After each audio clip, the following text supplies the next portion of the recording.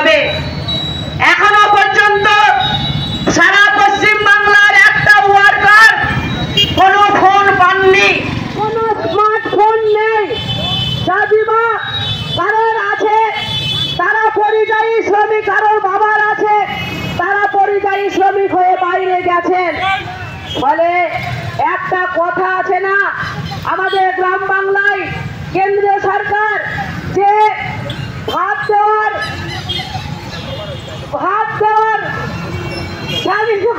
কিল মারার গোসাই, এই কথা এখানে প্রযোজ্য। কেন্দ্রীয় সরকার একটা অর্ডার জারি করেছে যে 1 জুলাই থেকে EKYC FRSN করতে হবে, তবেই আমরা কেন্দ্রে মা ও শিশুদের পরিষেবা দিতে পারবো। যে রান্না করা খাবার আমাদের দেওয়া হয় সেটা EKYC ফটো ক্যাপচার না হলে সে খাবার আমরা তাদেরকে দিতে পারবো না, এই একটা দাবি ছিল।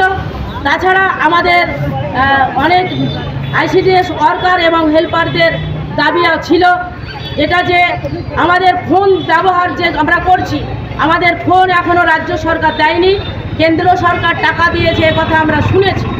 সেই ফোন আমরা পাইনি, সেই ফোনের টাকা 15,000 টাকা অবিলম্বে আমাদের অ্যাকাউন্টে দিতে হবে। আমাদের দাবি ছিল যে বাজার অনুযায়ী ডিম এবং সবজির যে পয়সা, সেই পয়সা দিতে হবে, রেশন বাড়াতে হবে। সবজির এই জ্বালানির রেশনের সঙ্গে হলুদের রেশনটা ভরা যাবে না, যে হলুদ আলাদা করে দিতে হবে সবজির। আর যেটা ব্যাপার হচ্ছে যে আমাদের রামপুরহাট 2 নম্বর ব্লকে কর্মী এবং সহায়িকার অনেক শূন্য পদ বাকি আছে, সেগুলো পূরণ করতে হবে। যেটা একটা কথা বলার, যে সুপ্রিম কোর্ট একটা রায় দিয়েছে যে ICDS ওয়ার্কারদের অবসর গ্রহণের পরে পেনশন এবং গ্র্যাচুইটি তারা পাবে, সেটা আমাদের রাজ্যেও চালু করতে হবে। গুজরাট সরকার এটাকে মেনে নিয়েছেন, তারা চালু করেছেন, সেটা করতে হবে। আর 14 সালে যারা অবসর গ্রহণ করেছেন তাদেরকেও রাজ্য সরকারকে 5,000 টাকা দিতে হবে এবং পেনশন গ্র্যাচুইটি যা প্রাপ্য সেগুলো দিতে হবে। এই সমস্ত দাবি আমাদের আমাদের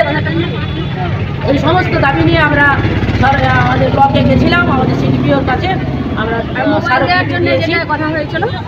মোবাইল দেওয়ার জন্য 8,000 টাকা দেওয়ার কথা। CDPOর কাছে একটা লিখিত অভিযোগ করলেন?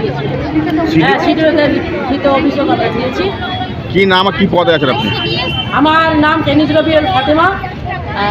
আমি রামপুরহাট 2 নম্বর ICDS এর কর্মী এবং সহায়িকা যারা আছেন তাদের আমরা সবাই মিলেই আমরা